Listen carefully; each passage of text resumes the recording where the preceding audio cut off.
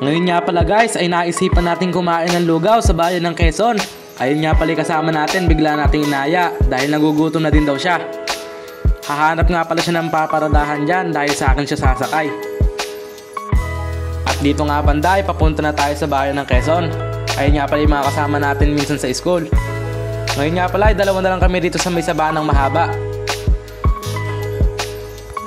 Si JP nga pala ay madalas natin nakakasama dati sa pagbabike, pero nag-quit bike dahil madalas maaksidente sa kalsada.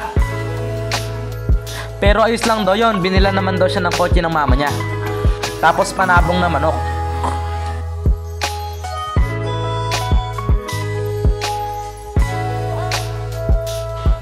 Kakarating lang pala namin dito sa may lugawan. At ayan, bumaba na ako para magtingin-tingin ng mga pwedeng bilhin. Dito nga sabi sa akin ni ate, "Pogi, bibili ka?" Hindi po.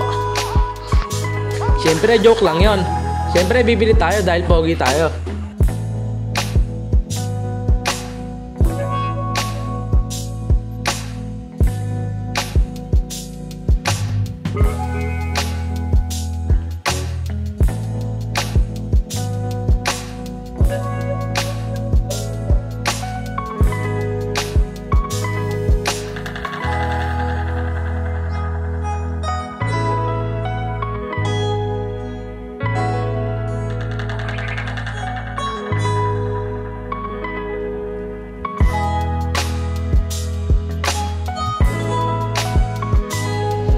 Pagkatapos nga ng 10 oras at dumating na rin yung order namin, napakatagal nga naman ate.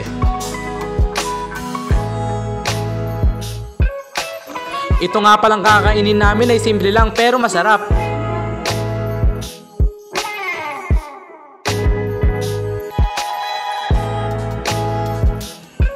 Time lapse.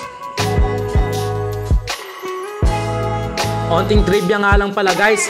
Alam nyo ba bago mamatay si Dr. Jose Rizal ay buhay siya? Hindi nyo alam no? Thank you!